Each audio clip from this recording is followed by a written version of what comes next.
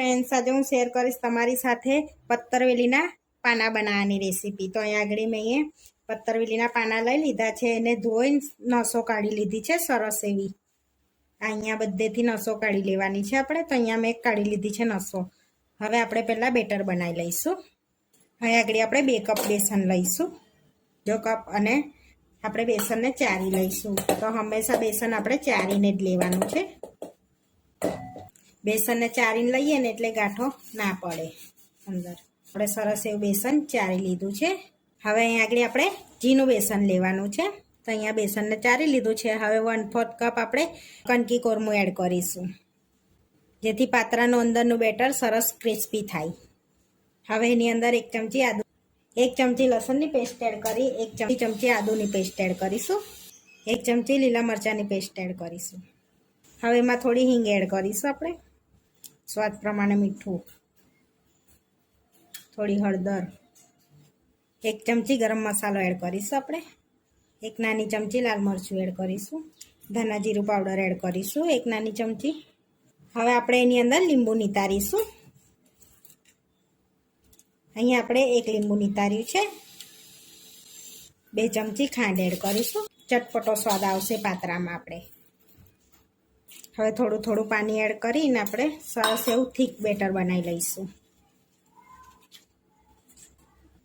હવે બેટરમાં બીજું થોડું પાણી એડ કરીને સરસ એવું મિક્સ કરી લઈશું। તમે ખાંડની જગ્યા પર ગોળ એડ કરી શકો છો, અને લીંબુની જગ્યા પર આંબલીનું પલ્પ। અહીંયા મેં ખાંડને લીંબુ લીધું છે। આ રીતનું આપણે થીક બેટર રાખવાનું છે, આ રીતનું। તો 2 મિનિટ સરસ આપણે ફેટી લેવાનું છે ને। તો 2 મિનિટ સરસ ફેટી લીધું છે આપણે। તો આપણું ખીરું રેડી થઈ ગયું છે। હવે આપણે એની અંદર 1 ચમચી ગરમ તેલ એડ કરીશું, મિક્સ કરી લઈશું, જેથી સરસ આપણા પાત્રા થાય એ એટલા માટે ગરમ તેલ એડ કરવાનું અંદર। આપણું સરસ બેટર તૈયાર છે। હવે આપણે પાત્રા પર બેટરને લગાડી લઈશું। એ પાત્રાને આપણે ઊંધી સાઈડ એડ કરી લઈશું આ રીતનું। હવે આપણે બેટર લગાડી લઈશું એની પર। આ રીતે આપણે બધી બાજુ બેટર સરસ એવું લગાડી લેવાનું છે। થોડું થોડું બેટર બધે લગાડી લેવાનું છે આખા પાના પર। આ રીતે પાત્રા પર આપણે બેટર લગાડી લીધું છે। તો હવે આને આપણે આ રીતે ફોલ્ડ કરી લેવાનું છે, પછી આની પર લગાડી લઈશું। હવે બીજા પાના પર લગાડ્યું છે, એને બી આ રીતે ફોલ્ડ કરી લેવાનું। અહીંથી આપણે ફોલ્ડ કરીશું આ રીતે। હવે બીજું નાનું પાતળું એની પર મૂકી લઈશું, અને બધે લગાડી લઈશું આપણે। અહીંયા અમે આ રીતે ફોલ્ડ કરીએ છીએ। હવે 2 બાજુ આ રીતે પહેલાં વારી લઈશું આપણે આ રીતે, અને થોડું બેટર લગાડી લઈશું, જેથી પાના ખુલે નહીં તમારા। ઉપર આ રીતે લગાડીએ ને તો પાના આપણા ખુલે ના। હવે સરસ એવું રોલ વારી લઈશું, દબાઈને વારવાનો છે એને, જેથી ખુલે ના આપણા પાના આ રીતે। હવે થોડું બેટર બીજું લગાડી લઈશું। આ રીતે આપણે ફોલ્ડ કરી લેવાનું છે। આ રીતે બીજા બી આપણે ફોલ્ડ કરી લઈશું। આગળ બધા આપણે બીડા વાળ લીધા છે પાનાના। હવે આપણે સ્ટીમ કરી લેવાના છે એને।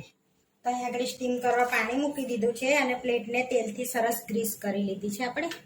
તો હવે આપણે જે બીડા વાળ્યા હતા ને એ અંદર મૂકી લઈશું। હવે 10 થી 15 મિનિટ આપણે એને સ્ટીમ કરી લેવાના છે। તો ધીમા તાપે થવા દેવાના છે સ્ટીમ આપણે। 10 થી 15 મિનિટ થઈ ગઈ છે। તો હવે આપણે ચેક કરી લઈશું। આપણે ચક્કુ મારીને એડ કરી શકીશું। આપણું ચક્કુ એકદમ ક્લીન બહાર નીકળ્યું છે, એટલે આપણા પાત્રા સરસ સ્ટીમ થઈ ગયા છે। હવે એને પ્લેટમાં લઈ લઈશું, ઠંડા કરી લઈશું। હવે આપણે પાત્રાને પ્લેટમાં લઈ લીધા છે। તો હવે એકદમ આપણે ઠંડા થવા દેવાના છે। ઠંડા થઈ જાય ને પછી જ એને કટ કરવાના છે। જો ગરમ ગરમમાં કટ કરશો તો એ તૂટી જશે, તમારા પાત્રા સરસ નહીં। તો હવે આપણે સરસ એકદમ ઠંડા થવા દઈશું। આપણા સરસ એવા પાત્રા ઠંડા થઈ ગયા છે। તો હવે આપણે કટ લગાડી લઈશું। હવે આગળ ચોપિંગ બોર્ડ પર લઈ લઈશું, અને સરસ પાત્રા તમારે જે સાઈઝમાં નાના મોટી જે રીતના કટ લગાડવા હોય એ રીતના કટ લગાડી શકો છો. તમે અહીંયા આટલી સાઈઝના કટ લગાડ્યા છે. આ રીતે આપણે ગોલ કટ લગાડી લઈશું. આ રીતે આપણે કટ લગાડી લેવાના છે સરસ એવા પાત્રામાં. જોઈ શકો છો આપણા પાત્રા સરસ એવા થઈ ગયા છે રેડી. આ રીતે આપણે બધા પાત્રાને કટ કરી લઈશું. તો આપણે સરસ એવા કટ કરી લીધા છે પાત્રાને.